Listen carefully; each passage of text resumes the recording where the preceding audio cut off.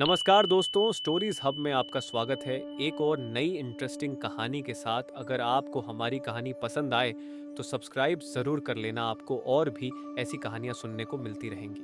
तो चलिए शुरू करते हैं कहानी को। देवदत्त के षड्यंत्र और बुद्ध की अहिंसा की विजय एक ऐतिहासिक और आध्यात्मिक कथा है जिसमें बुद्ध के जीवन के एक महत्वपूर्ण अध्याय का वर्णन किया गया है। इस कहानी में देवदत्त, जो गौतम बुद्ध के चचेरे भाई और एक महान बुद्धिजीवी थे, ईर्ष्या और अहंकार के कारण बुद्ध के विरुद्ध षड्यंत्र रचते हैं। इसके बावजूद बुद्ध की अहिंसा, करुणा और धैर्य की विजय होती है, जो उन्हें इतिहास में एक महान आध्यात्मिक गुरु के रूप में स्थापित करती है। यह कहानी न केवल देवदत्त के षड्यंत्र की दुष्टता को उजागर करती है, बल्कि यह भी दिखाती है कि कैसे बुद्ध ने अपने आदर्शों का पालन करते हुए हर चुनौती का सामना किया। अहिंसा, प्रेम और करुणा की शक्ति के माध्यम से उन्होंने बुराई पर विजय पाई। भूमिका: देवदत्त और बुद्ध का प्रारंभिक जीवन। देवदत्त और सिद्धार्थ बुद्ध का जीवन शुरू से ही आपस में जुड़ा था। दोनों का जन्म शाक्य वंश में हुआ था, जो कि एक प्रतिष्ठित क्षत्रिय परिवार था। सिद्धार्थ, जो बाद में बुद्ध के नाम से प्रसिद्ध हुए, राजा शुद्धोधन के पुत्र थे, जबकि देवदत्त उनके चचेरे भाई थे। दोनों का बाल्यकाल एक ही महल में बीता और दोनों को एक समान शिक्षा दीक्षा प्राप्त हुई। हालांकि बचपन में दोनों में गहरा मित्रता का संबंध था, लेकिन जैसे जैसे वे बड़े हुए, उनके विचार और जीवन के उद्देश्य अलग अलग हो गए। सिद्धार्थ ने जब संन्यास का मार्ग चुना और सत्य की खोज में निकल पड़े, तो देवदत्त ने राजसी जीवन और शक्ति की ओर अपनी रुचि जताई। देवदत्त का मन हमेशा से ही बुद्ध के प्रति एक अलग दृष्टिकोण रखता था।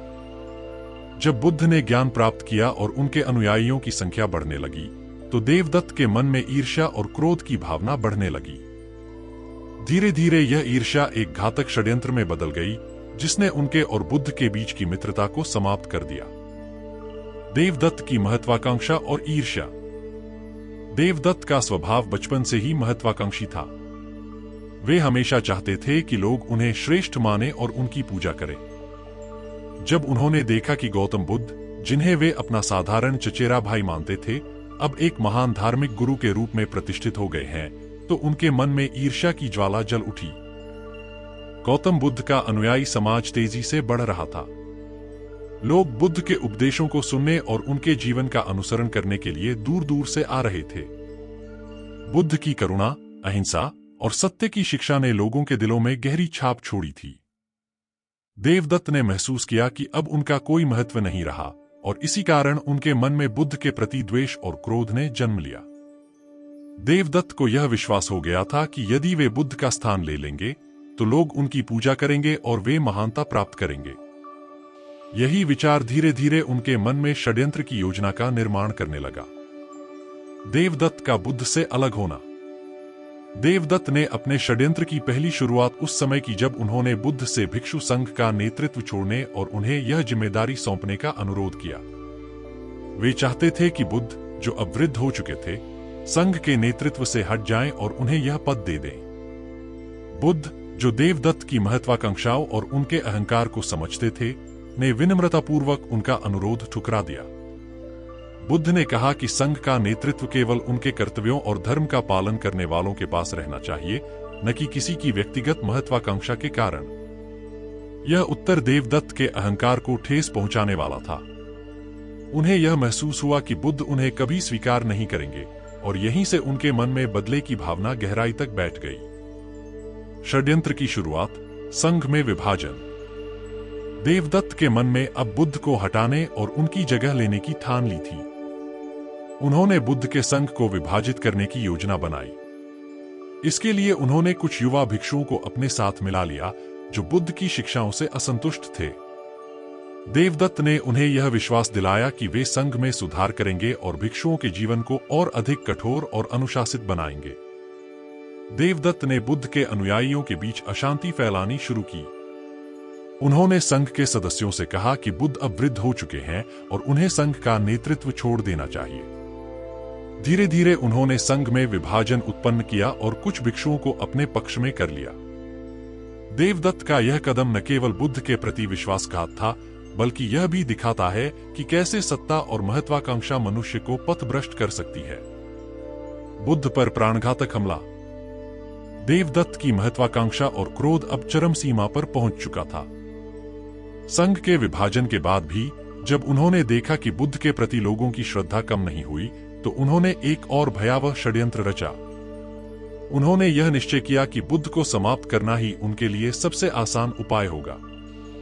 देवदत्त ने बुद्ध की हत्या के लिए कई प्रयास किए।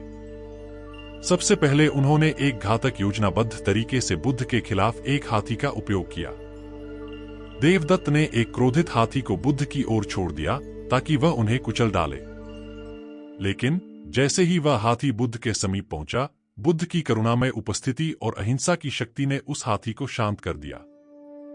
हाथी ने बुद्ध को कोई नुकसान नहीं पहुंचाया, बल्कि उनके चरणों में नतमस्तक हो गया। देवदत्त ने अन्य योजनाओं के माध्यम से भी बुद्ध को हानि पहुंचाने की कोशिश की, लेकिन हर बार उनकी योजना असफल हो गई। बुद्ध की आंतरिक शक्ति और उनके द्वारा पालन किए गए अहिंसा के सिद्धांत ने हर बार देवदत्त के षड्यंत्र को विफल कर दिया। बुद्ध की अहिंसा की विजय। देवदत्त के षड्यंत्र और हिंसक प्रयासों के बावजूद बुद्ध ने कभी भी उनके प्रति क्रोध या द्वेष की भावना नहीं रखी। बुद्ध ने हमेशा देवदत्त को करुणा और प्रेम की दृष्टि से देखा। वे जानते थे कि देवदत्त केवल अपने अहंकार और महत्वाकांक्षा के कारण इस मार्ग पर चले गए हैं। बुद्ध की अहिंसा की शक्ति ने देवदत्त के षड्यंत्र को हर बार पराजित किया।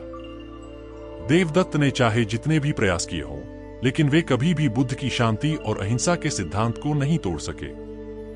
बुद्ध ने अपने अनुयायियों को सिखाया कि किसी भी परिस्थिति में अहिंसा और धैर्य ही सच्ची विजय होती है। बुद्ध का यह संदेश आज भी मानवता के लिए अत्यंत प्रासंगिक है। उन्होंने दिखाया कि हिंसा और द्वेष से कुछ भी प्राप्त नहीं किया जा सकता, जबकि प्रेम, करुणा और अहिंसा के माध्यम से हम हर चुनौती का सामना कर सकते हैं। बुद्ध की सहनशीलता और आत्मनियंत्रण। बुद्ध की सहनशीलता और आत्मनियंत्रण अद्वितीय थे। देवदत्त के सभी षड्यंत्रों और हिंसक प्रयासों के बावजूद बुद्ध ने कभी क्रोध नहीं किया। वे हमेशा शांत और धैर्यशील रहे।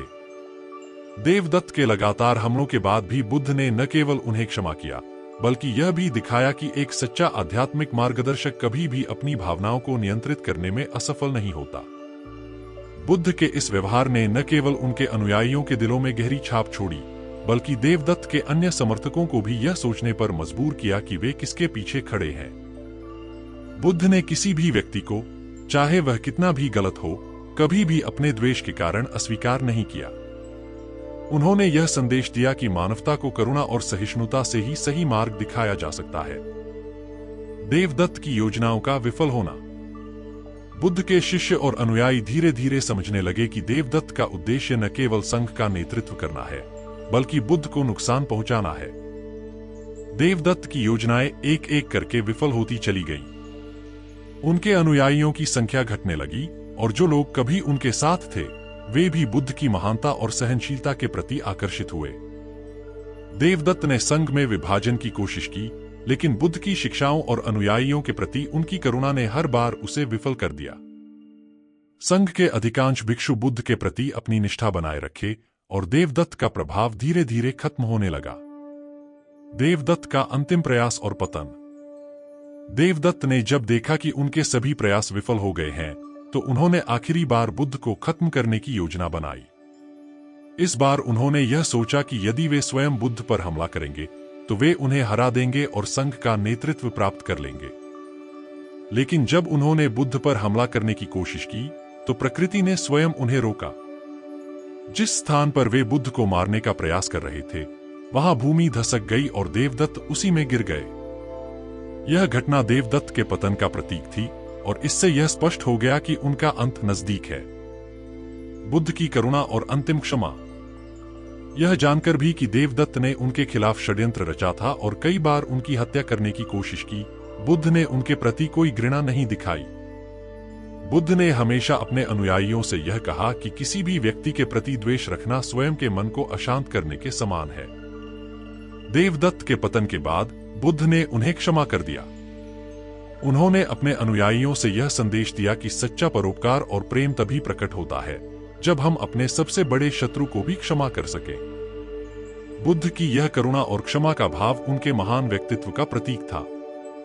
देवदत्त का अंत और आत्मा का शुद्धिकरण। देवदत्त का जीवन अंततः एक दुखद मोड़ पर समाप्त हुआ। अपने जीवन के अंतिम क्षणों में देवदत्त ने अपनी गलतियों को महसूस किया और बुद्ध की शिक्षाओं की गहराई को समझा। उनके अंत के समय में भी बुद्ध के प्रति उनके मन में एक प्रकार की श्रद्धा जागृत हो गई थी। देवदत्त का यह अंतिम क्षण यह दर्शाता है कि चाहे कोई व्यक्ति कितना भी पथभ्रष्ट क्यों न हो, उसकी आत्मा का शुद्धिकरण संभव है। बुद्ध ने यह दिखाया कि कोई भी व्यक्ति यदि वह सच्चे हृदय से पश्चाताप करता है तो उसे मुक्ति और शांति प्राप्त हो सकती है। बुद्ध की विजय और अहिंसा का संदेश। देवदत्त के षड्यंत्रों के बावजूद बुद्ध की अहिंसा की विजय ने यह सिद्ध किया कि सच्चाई और करुणा की शक्ति अपराजेय होती है। बुद्ध का जीवन और उनका यह अध्याय मानवता के लिए एक महत्वपूर्ण सबक है कि हिंसा, द्वेष और ईर्ष्या से कुछ भी प्राप्त नहीं किया जा सकता। बुद्ध ने अपने जीवन से यह सिखाया कि सच्ची विजय केवल अहिंसा, प्रेम और करुणा के मार्ग पर चलकर ही संभव है। देवदत्त के षड्यंत्र और उनकी योजनाओं का पतन इस बात का प्रतीक है कि बुराई, चाहे कितनी भी शक्तिशाली क्यों न हो, अंततः सत्य और प्रेम के सामने झुक जाती है। बुद्ध का अंतिम उपदेश और देवदत्त का उदाहरण। देवदत्त की कहानी बुद्ध के अनुयायियों के लिए एक महत्वपूर्ण शिक्षा के रूप में बनी रही। बुद्ध ने देवदत्त की असफलताओं को अपने उपदेशों में शामिल किया और यह सिखाया कि कोई भी व्यक्ति, चाहे वह कितना भी पथभ्रष्ट हो, अहंकार और द्वेष से कभी भी मुक्ति प्राप्त नहीं कर सकता। देवदत्त का जीवन और उनके कृत्य इस बात का प्रमाण है कि जीवन में सही मार्ग पर चलने के लिए करुणा और धैर्य सबसे आवश्यक गुण है। बुद्ध ने अपने शिष्यों से कहा कि वे कभी भी ईर्ष्या, क्रोध और हिंसा के मार्ग पर न चलें, क्योंकि यही मनुष्य के पतन का कारण होते हैं। देवदत्त की त्रासदी और बुद्ध का महान संदेश। देवदत्त की त्रासदी इस बात का प्रतीक थी कि किसी भी व्यक्ति को अपनी महत्वाकांक्षाओं और अहंकार में नहीं डूबना चाहिए। देवदत्त का पतन उनके जीवन की एक दुखद सच्चाई थी, लेकिन इससे बुद्ध के अनुयायियों ने यह सीखा कि जीवन में सफलता और सच्ची मुक्ति केवल करुणा और प्रेम के माध्यम से प्राप्त की जा सकती है। बुद्ध का जीवन और उनका यह अध्याय हमें यह सिखाता है कि सच्ची शक्ति केवल अहिंसा, प्रेम और करुणा में ही निहित होती है। उनकी अहिंसा की विजय और देवदत्त के षड्यंत्र का पतन यह साबित करता है कि जीवन में सच्चाई और करुणा का पालन ही सबसे महत्वपूर्ण है। निष्कर्ष। देवदत्त के षड्यंत्र और बुद्ध की अहिंसा की विजय केवल एक कहानी नहीं है, बल्कि यह एक जीवन दर्शन है जो हमें यह सिखाता है कि जीवन में किसी भी चुनौती का सामना धैर्य, करुणा और अहिंसा से किया जा सकता है। बुद्ध ने अपने जीवन से यह सिखाया कि बुराई कितनी भी शक्तिशाली क्यों न हो, सच्चाई और प्रेम की शक्ति से उसे हराया जा सकता है। देवदत्त का पतन और बुद्ध की विजय हमें यह याद दिलाता है कि सच्ची विजय केवल तब प्राप्त होती है जब हम अपने आदर्शों और मूल्यों को बनाए रखते हैं, चाहे कितनी भी कठिनाइयां क्यों न आए। बुद्ध का यह संदेश आज भी उतना ही महत्वपूर्ण है जितना उनके समय में था, और यह हमें प्रेरित करता है कि जीवन में हमेशा सही मार्ग पर चलें। अगर आपको हमारी कहानी पसंद आई है तो हमें कमेंट में ज़रूर बताइएगा और हमारे चैनल स्टोरीज हब को सब्सक्राइब भी कर लेना, जिससे आप तक ऐसी और भी इंटरेस्टिंग कहानियाँ पहुँचती रहें।